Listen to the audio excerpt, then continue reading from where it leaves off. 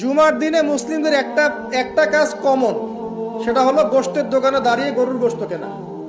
সকাল সকাল দেখবেন জুমার দিনে হাজির কসাইয়ের দোকানে, আজকে জুমার দিন গরু খাইতেই হবে, নাকি ভাই? কথাটা কি ঠিক না বেঠিক? দেখবেন শহরের যতগুলো কসাইখানা আছে সকাল সকাল হাজির জুমার দিন গোশত খাইতে হবে। অথচ জুমার দিনটা এত ইম্পর্টেন্ট, এই দিনে দোয়া কবুল হয়। যে কোনো দোয়া আল্লাহর কাছে চাবেন কবুল হবে। এই দিনে সূরা কাহাফ পড়তে হয়, এই দিনে তাড়াতাড়ি মসজিদে আসতে হয়, গোসল করে সুগন্ধি মেখে সুন্দর কাপড় পরে ইমামের কাছাকাছি এসে বসতে হয়। তাহলে প্রত্যেক কদমে 1 বছরের রোজা, 1 বছরের তাহাজ্জুদের নেকি হয়। তো জুমার দিন খুবই ইম্পর্টেন্ট। দেখবেন জুমার দিনে কি করে, গরুর গোশত খাবে, খাওয়াই লাগবে, মুরগি খাওয়া তো যাবেই না, সবজি খাওয়া যাবেই না, ঠিক আছে? তারপরে স্ত্রী সন্তান বউ বাচ্চাকে নিয়ে সকাল সকাল বের হয়ে চলে গেলাম, সারা বিকেল ঘুরতেছি, রাত্রে ঘুরতেছি, সন্ধ্যায় ঘুরতেছি। মানে ওই দিনটা দেখবেন গান বাজনা, পার্টি, এই বিয়ের অনুষ্ঠান, এই জন্মদিন, এই ওরিয়েন্টেশন, এই অমুক তমুক সব জুমার দিনে। অথচ জুমার দিনটাকে আল্লাহ পাক দিয়েছেন ওয়াশাহিদ, সাক্ষ্যদাতা। মানে জুমার দিন আপনাকে সাক্ষী দিবে যে আপনি এই দিন কি করেছেন। জুমার দিনের কাজগুলো পড়ে নেবেন বই থেকে, আল্লাহ পাক তৌফিক দান করুন, আমিন। ওয়া মাশহুদ, এবং মাশহুদের কসম করছি। মাশহুদ কি? মাশহুদ মানে আরাফার দিন। কোন দিন? আরাফার। এটা কোন দিন? যুব সমাজকে জিজ্ঞাসা করেন, বলতে পারবে না আরাফার দিন কোন দিন। এখনকার তরুণ প্রজন্ম দেখেন আরাফার দিন কোন দিন বলতে পারবে না। জিজ্ঞাসা করেন পর্যায় সারণীতে ওই যে মৌলের নাম, হাইড্রোজেন থেকে একদম শেষ পর সব বলে দিবে, পারমাণবিক ভর, পারমাণবিক সংখ্যা সব বলে দিবে। ফিজিক্সের প্রশ্নগুলো জিজ্ঞাসা করেন, সব বলে দিবে। ওই যে হায়ার ম্যাথ আছে, হায়ার ম্যাথের প্রশ্ন বলে দিবে। বায়োলজির যে কঠিন কঠিন বৈজ্ঞানিক নামগুলো আছে না, ব্যাঙের বৈজ্ঞানিক নাম, অমুকের তমুকের, মানুষ সব বলে দিবে। বলেন মাশহুদ কাকে বলে? ওয়াশাহিদি ওয়া মাশহুদ, আয়াতটা শুনেছো কখনো? বলবে শুনি নাই। এই হলো অবস্থা, শিক্ষা সিস্টেমের এই হলো অবস্থা। কেউ কি বলেছে যে ডাক্তার হওয়া যাবে না, ইঞ্জিনিয়ার হওয়া যাবে না, বা জেনারেল লাইনে পড়া যাবে না? এমনটা কি কেউ বলেছে? কিন্তু কোরআন সুন্নাহর জ্ঞানকে বিসর্জন দিয়ে, ওই জ্ঞানটাকে বিসর্জন দিয়ে তোমাকে ডাক্তার হতে হবে? আমার তো মাঝে মাঝে মনে হয় যে এইসব সেকশনে এই সায়েন্টিফিক পড়াগুলোর পাশাপাশি মানবিক কিছু পড়াশোনা দেওয়া দরকার।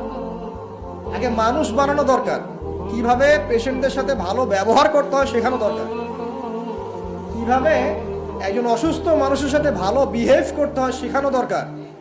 খালি কিভাবে ইনজেকশন পুশ করতে হয় আর কিভাবে ওষুধ দিতে হয় এটুকু শেখানো যথেষ্ট না।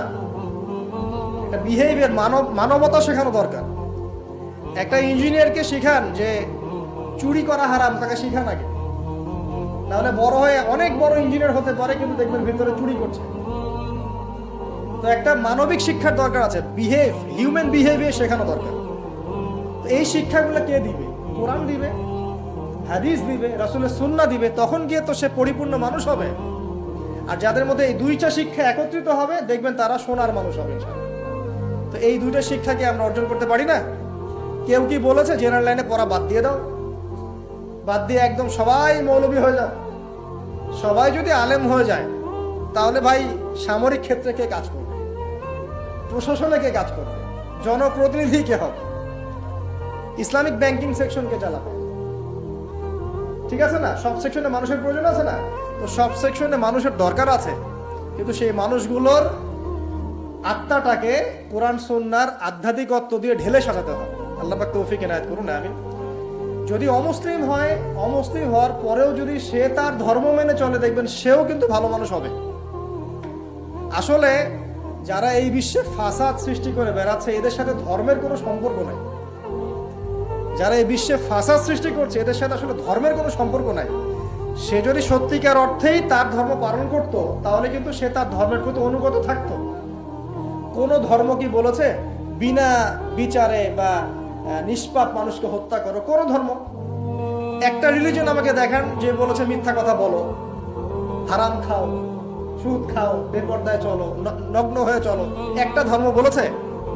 তাহলে প্রত্যেকটা ধর্মের মূল কথাগুলো কিন্তু মোটামুটি একরকম। সবাই যদি সবার ধর্ম মেনে চলে, কোনো সমস্যা?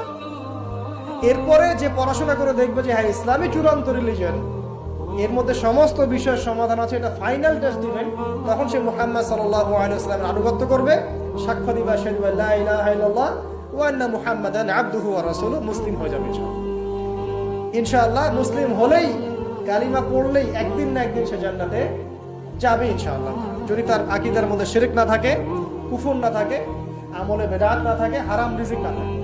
আল্লাহ পাক আমাদেরকে পরিপূর্ণ মুসলিম হওয়ার তৌফিক এনায়েত করুন, আমিন। এই যে মাশহুদ বলছিলাম, আরাফার দিন, আরাফার দিন নিয়ে আমার স্বতন্ত্র একটা লেকচার আছে, ওইটা দেখে নিয়েন। আরাফার দিনের ফজিলত, এর যে তাৎপর্য, এবং এই দিনে নবী সাল্লাল্লাহু আলাইহি ওয়াসাল্লামের একটা বিদায় হজের ভাষণ আছে, এটা নিয়ে আমি স্বতন্ত্র একটা খুতবা দিয়েছি, শুনে নেবেন ইনশাআল্লাহ।